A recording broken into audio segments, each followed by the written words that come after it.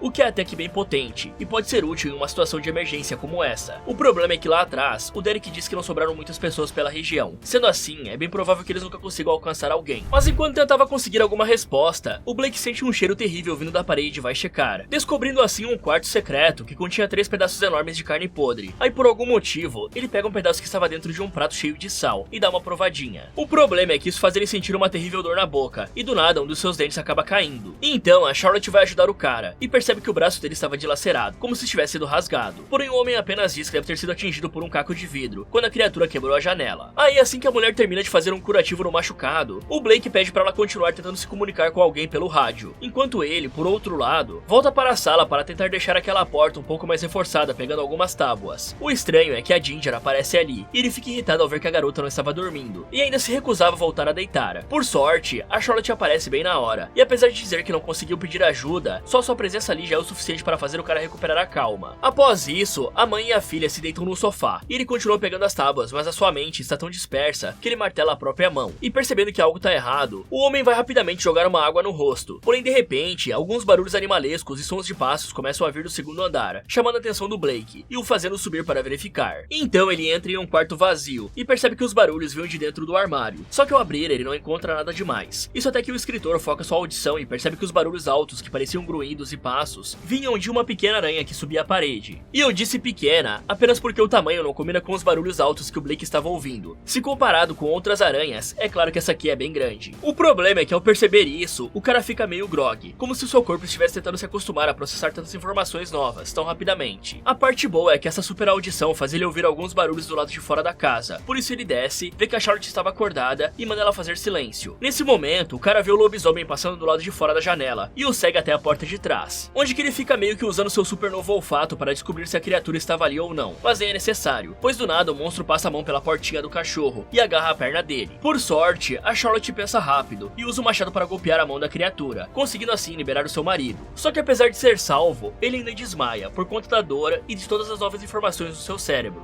Ok, eu sei que é muito difícil acreditar que existem criaturas fantasiosas como vampiros vampiros, lobisomens ou até mesmo fantasmas. Porém, mesmo sendo cético sobre isso, o Blake deveria conectar as peças, lembrando do que ouviu seu pai falando na infância e juntando com a visão bizarra que acabou de ter da criatura. Isso deixaria no mínimo uma boa suspeita de que o que estão enfrentando é o tão famoso lobisomem. E sim, saber disso desde o início do problema seria algo essencial e que com certeza ajudaria toda a família, pois como dá pra ver, eles estão todos encarando as mudanças do Blake como uma simples doença, quando na verdade se trata de uma transformação. A questão é que o tema da transformação em lobisomem já foi tratado de várias formas, ou melhor dizendo, duas formas, sendo elas a maldição e vírus. A questão é que independente de qual seja o motivo da transformação, a única maneira de reverter a transformação na maioria das histórias é finalizando o lobisomem responsável por passar essa maldição. E se eles soubessem que o Blake está se transformando, poderiam se preparar para enfrentar o cara de lobo e tentar a todo custo acabar com ele, pois seria uma das únicas esperanças de salvar o homem. E caso a transformação não fosse revertida, pelo menos teria um inimigo a menos. Porém, também é importante mencionar que por se basear na história do vírus Hills Fever, existe uma pequena chance de que o Blake poderia ser salvo, se ele fosse atendido por um xamã nativo ou de Boé. Afinal, como em algumas histórias indígenas, as maldições e transformações ocorrem quando uma pessoa desrespeita a ordem natural. Existe pelo menos uma chance de que ele consiga impedir a transformação, removendo as energias negativas que estão em seu corpo, passando pelo processo de purificação ao buscar o conhecimento dos espíritos. E continuando nesse assunto, é bom dizer que existem sim algumas formas bem simples de acabar com um lobisomem. Uma delas é explodi-lo com a casa, igual eu falei antes. E isso é uma coisa que eu devo deixar claro aqui. Eu não estou encarando esse lobisomem como sendo igual àqueles que o Helsing costumava caçar ou algo assim. Eu tenho certeza de que essa é uma versão bem mais fraca que aquele tipo de monstro. Isso porque lá atrás, o Grid conseguiu espantar um deles com apenas um tiro de espingarda. Isso sem contar que era um lobisomem transformado sem ser lua cheia, né? Então não, esse não é um lobisomem extremamente forte igual aos clássicos. E eu acho que eles deveriam vasculhar melhor essa cabana, porque com certeza o Grady estava tentando localizar essa criatura antes de desaparecer. Então pode ser que ele tenha notado algo sobre a transformação, que ajudaria esses tansos a entenderem logo o que está acontecendo. Mas já que eles não sacaram ainda, tem um plano muito louco que eles poderiam fazer, mas seria extremamente arriscado, que é tentar voltar até o caminhão e rastrear para onde o corpo do Derek foi levado para pegar aquele rifle. E para isso, a melhor opção seria prender o lobisomem dentro da casa, mesmo que por pouco tempo. E esse que é o grande problema, né? Pois eu acho que o cara de lobo não tá muito afim de ficar ali dentro sem ter um lanche, mas talvez se eles usarem aquelas carnes podres, daria para atrair a criatura até o porão. Aliás, eu realmente preciso entender que tipo de idiota sabe que tem uma criatura perigosa do outro lado da porta e continua paradinho do lado dela. É bem óbvio que a criatura tem força suficiente para destruir todas as paredes e portas da casa. O único motivo pelo qual o monstro não se arriscou a entrar até agora deve ser porque ele pode ser ferido ou até mesmo finalizado por coisas simples como facas e armas, e por isso ele prefere não se arriscar em uma batalha direta contra o casal. Mas isso também não quer dizer que ele não vai usar essa força quando puder pegar um idiota desprevenido, né? Por isso a família deveria evitar se separar ou ficar perto das paredes e janelas. Alguns minutos depois, o Blake acorda deitado no sofá e percebe que sua família não está mais na sala. Aí, ainda meio desnorteado, ele segue alguns barulhos que vinham do porão, descobrindo assim que sua filha estava dormindo lá embaixo e que o barulho na verdade vinha da Charlotte, que estava tentando pedir ajuda pelo rádio, dizendo que eles tinham sido atacados por um animal estranho e que o Blake foi infectado pela criatura, pois não estava agindo normalmente e nem falando direito, mas infelizmente a mulher não recebe nenhuma resposta. Nesse momento, ela escuta um barulho vindo das suas costas e vê o Blake saindo da escuridão com o rosto meio deformado. Ele até tenta falar alguma coisa pra ela, só que infelizmente não consegue formar nenhuma frase, e ainda por cima urina na própria calça, fazendo com que a Charlotte o leve pra cima para deitar na cama. Mas enquanto está ali, o cara percebe que seu cabelo está caindo aos montes. Por isso, assim que a Charlotte chega com um caderno e pede pra ele escrever como está se sentindo, o coitado apenas escreve que está morrendo, algo que a Charlotte não consegue aceitar, pois em sua visão é impossível continuar fazendo tudo sozinha. Afinal, ela e a Ginger precisam dele e querem o cara em suas vidas. O que a mulher não sabia é que dentro da própria mente, o Blake estava falando normalmente, e era a Charlotte que não estava falando nada com nada. Isso sem contar que o homem não conseguia mexer o próprio corpo, e estava vendo os arredores de uma maneira bem bizarra. Para piorar, a Ginger aparece querendo saber qual era a situação do pai, e se ele iria ficar bem. Aí quando o Blake junta força sabe-se lá da onde, e se levanta para tentar falar com a garota, seu braço começa a sangrar como se fosse uma represa de sangue. Por isso, a Charlotte manda a garota ir para outro quarto, e retira as bandagens do braço do coitado. O problema é que o machucado que já era feio antes, parece 100 vezes pior agora, estando praticamente em carne viva. E vendo isso, o Blake corre para o canto do cômodo, e começa a comer o próprio braço enquanto grunhe como um animal. Isso mesmo, ele dá umas mordidas no ferimento como se estivesse morrendo de fome, algo que obviamente assusta a Charlotte. Só que ao olhar para a esposa, o cara parece perceber que tinha algo de errado acontecendo, e se controla o máximo possível. Então os dois saem do quarto, e dão aquela encarada clássica, mostrando que eles sabem que estão ferrados, e que dificilmente tem saída. Porém, a Charlotte ainda não desistiu de salvar a família. Por isso, assim que vê uma antiga caminhonete estacionada ali perto do celeiro, ela se lembra de ter visto a chave do veículo no porão, e vai lá buscar, além de também pegar uma bateria, alguns cabos e uma faca de cozinha. Aí ela abre a porta de trás com a faca na mão, verifica os arredores e chama o resto da família ao confirmar que a barra estava limpa. Dessa forma, os três chegam sem problemas até a caminhonete, e enquanto o Blake e a Ginger esperam dentro dentro do veículo, a Charlotte vai para o lado de fora fazendo uma chupeta no veículo, para fazê-lo funcionar. Algo que obviamente faz muito barulho, mas por sorte, o plano dá certo, e o carro volta à vida. Então ela recolhe rapidamente a bateria e volta para dentro da caminhonete. O problema é que ao ligar o limpador do para-brisa, o lobisomem se revela do nada, e soca o vidro para pegar a mão da Charlotte, o que felizmente não dá certo, e tudo que ele consegue é arrancar a alavanca do câmbio. Porém, como não podiam mais usar o veículo, os três saem correndo dali, e sobem em cima de uma estufa, com o Blake puxando a escada para cima para impedir que o lobisomem suba também. Só que como é um lobisomem e não um burrosomem, a criatura entra na estufa, vai bem debaixo deles e começa a pular e usar as garras para cortar a lona, que está servindo de base para a família, o que acaba dando certo, e quase faz a Ginger cair, sendo que por sorte ela é salva no último segundo pelo casal. Aí sabendo que não havia uma saída segura para os três, o Blake manda a Charlotte voltar para casa junto com a Ginger, e se joga da estufa correndo em direção à floresta, conseguindo assim chamar a atenção do monstro. E como não podiam perder a oportunidade, as outras duas vão rapidamente para dentro da residência, enquanto escutam barulhos de dois caras de lobo brigando perto das árvores. Bom, aqui é basicamente impossível que a Charlotte e o Blake não tenham percebido que o que estava acontecendo era uma transformação em lobisomem. E sabendo disso, o próprio Blake deveria ter ido para longe da sua família o mais rápido possível. No caso, a melhor estratégia será chamar o outro cara do lobo para um X1, já que teoricamente, finalizar o lobisomem responsável por te transformar resolve a situação. Afinal, não tinha como ele saber se iria manter a racionalidade ou não por muito tempo. Até porque, na maioria das histórias, o transformado não consegue manter sua cabeça no lugar e ataca qualquer um que aparece na sua frente. Além disso, eu disse lá atrás que eles dificilmente conseguiriam pedir ajuda com o rádio, porém ainda era essencial que continuassem tentando. No entanto, não era nem a Charlotte nem o Blake que deviam fazer isso, mas sim a Ginger, pois os dois adultos tinham que se focar em garantir que o lobisomem não iria invadir a casa. Aí caso alguém fizesse contato pelo rádio, era só a Ginger dar um grito para avisar os pais. Fora isso, é claro que ninguém quer aceitar que o Blake possa não ter mais salvação, mas mesmo não querendo encarar a realidade, a Charlotte deve estar pronta e atenta para finalizar o Blake com um golpe de faca no momento em que o cara mostrar sinais de que não consegue mais se controlar. E como a transformação dele ainda não está completa, ela pode muito bem conseguir fazer isso com um golpe no pescoço, no coração ou na cabeça. É claro que seria traumatizante para ela e para Ginger. No entanto, é uma opção bem melhor do que ser devorada por um ente querido. Uma outra opção seria amarrar o cara. Como outro lobisomem ainda tem uma aparência humanoide, provavelmente ele tem atributos mais fortes que um humano comum. Então, com uma boa amarração e uma série de pancadas na cabeça para manter o Blake desacordado, elas conseguiriam manter o cara preso por um tempo. Porém, isso só seria efetivo depois que o lobisomem lá fora fosse derrotado, pois no momento o Blake é o único que parece ter uma chance contra o bichão. Outra coisa que eu acho que poderia ser bem útil para sair desse pesadelo seria andar com um galão de gasolina e com um isqueiro para lá e para cá. Sim, eu sei que provavelmente diminuiria a velocidade de movimento, mas eu tenho certeza de que essa criatura não conseguiria sobreviver caso fosse banhada em gasolina e queimada. E levando em conta que eles estão em uma fazenda que conta com um gerador a gasolina, eu acho sim que é possível achar um galãozinho dentro de casa, ou em algum celeiro, ou provavelmente naquele porão junto com as outras coisas. O pior de tudo é que no momento em que a porta é fechada, a Ginger começa a gritar, dizendo que a sua mãe abandonou o pai dela para morrer. E quando a mulher vai explicar que o cara fez aquilo para protegê-la, alguns barulhos são ouvidos do lado de fora. E ao checar, a jornalista vê que provavelmente era o seu marido que estava ali. Sendo assim, ela abre a porta e o Blake simplesmente entra com tudo na casa, indo direto para a sala, onde ele se deita todo ferido e sofrendo com a transformação em lobisomem. Mas apesar de estar em péssimo estado e tentar afastar a Ginger, que quer se aproximar, a menina ainda insiste e coloca a mão na testa do cara para fazer aquela brincadeira dos dois, pedindo para ele adivinhar o que ela estava pensando. Porém, como não recebe resposta, a pobrezinha começa a dizer quanto ama o próprio pai. E de alguma forma, essa parece ser a única vez em que o Blake entende algo desde que sua transformação começou. Só que a alegria de pobre dura pouco, e do nada o processo de virar lobisomem parece chegar nas partes finais. Por isso, os dentes dele crescem, e as unhas caem para dar lugar a garras afiadas. Isso sem contar que ele vomita muito sangue em um pedaço de dedo, que provavelmente veio do outro lobisomem. No entanto, o pior de tudo é que ele sai correndo para cima da Charlotte como se tivesse perdido a razão. Mas ao contrário do que se espera, a mulher não fica com medo, e na verdade encara o marido nos olhos, o que por sorte faz ele recuperar a clareza, e decidir ir embora para não botar a família em risco. O problema é que ao abrir a porta, o outro lobisomem lhe ataca com tudo, e começa a bater no coitado para se vingar de ter perdido os dedinhos. Porém, a Charlotte não consegue ficar só observando, e enfia uma faca nas costas da criatura, o que apenas faz o lobisomem ir atrás dela, e percebendo que deu ruim, a mulher tranca a Ginger em um dos quartos. Por sorte, assim que o cara de lobo ia pegar a jornalista, o Blake aparece para defender a esposa, e até dá pra dizer que valeu a tentativa. Só que por não ter completado a transformação ainda, e estar mais fraco, ele é facilmente apagado pelo lobão, e por algum motivo, esse lobisomem decide levá-lo embora dali. Algo que a Charlotte obviamente não iria deixar acontecer, mas antes mesmo que ela consiga fazer algo, a Ginger dá um grito e chama a atenção do monstro, dando a oportunidade perfeita para a jornalista bater nele com uma barra de ferro. O ruim é que isso acaba não sendo bastante para finalizar a criatura, que vai lentamente para cima dela, praticamente ignorando as batidas que ela acerta com a barra de ferro. A sorte da mulher é que no momento em que o lobisomem ia fazer o seu ataque, o Blake aparece de surpresa e derruba o monstro, finalizando-o com uma mordida no pescoço. O triste de tudo isso é que ele olha no braço da criatura e vê uma tatuagem escrita Lovell, deixando claro que aquele infelizmente era o seu pai pai que sumiu há tanto tempo. Então, vendo o que fez e sabendo que não tinha muito tempo sobrando, o Blake sai rapidamente de dentro de casa. E aí, lá no meio do mato, ele passa por uma transformação bem bacana. Sei que dá pra dizer isso, né? Afinal, o cara virou uma criatura bizarra, mas que foi da hora foi, mesmo levando em conta que ele não ficou com a aparência padrão que é tão conhecida entre os lobisomens. Ok, um dos principais erros aqui foi do próprio Blake, que voltou para casa mesmo sabendo que já nem era mais humano, pelo menos não completamente, e tendo em mente que está cada vez mais fora de si, ele deveria ter se afastado o máximo possível da casa. Além disso, na hora em que ele teve a chance de finalizar o inimigo, ele deveria ter feito isso da maneira mais clara possível, deixando garantido que não tinha forma de que o lobisomem ainda estivesse vivo. Fora isso, que ideia foi essa da Charlotte de simplesmente abrir a porta para alguém que ela nem mesmo tinha certeza que era o Blake? Na verdade, mesmo que fosse, pensando logicamente, não havia razão nenhuma para deixá-lo entrar, pois vale lembrar que existe uma criança ali dentro, que precisa ser protegida a todo custo. E se ela realmente queria deixar seu marido entrar, no mínimo, a mulher deveria ter tentado confirmar que era ele, seja perguntando ou jogando alguma luz no rosto do homem, se bem que nem assim eu acho que valeria a pena arriscar. E pior ainda do que isso, foi permitir que a Ginger se aproximasse dele quando ele estava jogado na sala. Afinal, eu vou repetir novamente, não tinha como eles saberem quando o cara iria perder o controle de si mesmo. Se isso acontecesse do nada, a pobre garota poderia simplesmente ser finalizada de uma forma terrível e dolorosa. Agora, falando de quando o lobisomem entrou na casa, bom, como ficou claro que é impossível finalizar a criatura sem depender de prata ou de qualquer coisa da mitologia original, o Blake e a Charlotte deveriam ter trabalhado juntos para se livrarem do inimigo, algo que seria bem mais fácil e menos arriscado do que a forma que aconteceu. E ao invés de dar uma simples batida no monstro quando teve a chance, a Charlotte podia e deveria ter acertado bem na parte traseira da cabeça da criatura, usando toda a sua força, pois assim ela poderia gerar uma concussão séria e até mesmo apagar o lobisomem, algo que já se mostrou ser possível com um meio lobisomem. Enquanto isso, dentro da casa, a Charlotte conta para a Ginger que muito tempo atrás, o pai do Blake entrou na floresta e nunca mais voltou, o que foi encarado como a sua morte por todo mundo. Só que agora ficou claro que ao invés de morrer, ele foi infectado pela mesma doença que o Blake. E sem querer dizer que infelizmente não tem mais volta, a mulher apenas fala que estará sempre ali com a sua filha. E na hora em que ela diz isso, as luzes da casa se apagam totalmente, com o Blake completamente transformado em lobisomem, podendo ser visto através da janela. Mas ao invés de ficar ali fora, o cara sobe e entra na casa pelo segundo andar. E aí, para não ficar totalmente vulnerável nessa escuridão toda, a Charlotte pega a faca que estava no chão. Só que como estava tudo escuro, o Blake chega rapidamente atrás da Ginger sem que ninguém perceba, até que a escritora finalmente vê isso e vai correndo proteger a sua filha daquela criatura assustadora. E o irônico de tudo isso é que na hora em que a menina grita que estava assustada, o Blake parece recuperar sua clareza mais uma vez, tentando tocá-la. Mas como não sabe se ele é perigoso ou não, a Charlotte enfia a faca no braço do monstro e sai correndo para fora da casa com a Ginger. Aí elas se trancam no celeiro escuro e a jornalista verifica se tinha algo ali que serviria para a defesa, encontrando apenas uma lanterna e alguns metros de corrente. Para piorar ainda mais, nesse momento o lobisomem quebra uma parte da porta do celeiro e consegue entrar ali. Aí, sem que as duas percebam sua presença, ele fica as observando da escuridão. Por sorte, enquanto se aproximava, o Blake acaba pisando na armadilha de urso que estava conectada naquela corrente. Então a dupla de mãe e filha não perdem um segundo sequer e saem correndo para fora do celeiro, indo em direção à floresta. Porém, o lobisomem ainda não desistiu da caçada, por isso ele usa a própria boca para arrancar a perna que está presa, e aí sai correndo atrás das garotas em alta velocidade. Depois de algum tempo, a Charlotte e a Ginger chegam perto de onde o caminhão estava, mas além do veículo, ali também tinham algumas partes do Derek e a arma que o cara carregava. E vendo que o lobisomem estava ali perto, a mulher pega a arma e vai junto com a criança para a guarita de caça, onde as duas esperam para ver o que acontece. E sem muita demora, o Blake sobe a escada da guarita e fica encarando a sua família enquanto a Charlotte aponta a arma para ele, mostrando que está preparada para atirar caso ele faça algo. Mas ao invés de atacá-las, o lobisomem fica olhando para as duas de uma maneira extremamente triste, mostrando que não quer continuar daquele jeito. E percebendo isso, a Ginger fala para a mãe que o pai dela deseja que isso acabe de uma vez. Só que como a mulher não conseguiria fazer isso, o Blake arromba o portãozinho da guarita, dando um motivo para a Charlotte atirar. Aí, com isso feito, as duas descem para passar os últimos momentos ao lado do pobre coitado. E quando ele finalmente vai de base, elas choram por um bom tempo, até que finalmente recuperam as forças e saem da floresta, dando de cara com a maravilhosa vista do vale que o Blake tinha dito anteriormente. Fala galera, esse foi como derrotar o lobisomem. Você acha que conseguiria sobreviver? Me contem nos comentários. E se você decidisse investigar um aparecimento de OVNIs, o que você faria? Quer saber se esse pessoal vai encontrar os aliens? Então clique aqui nesse vídeo, ou aproveite para ver outras sugestões do Derrotando Filmes. Muito obrigado por assistir, e lembre-se de sempre tomar cuidado com as lendas locais, pois nunca se sabe quando elas podem ser reais.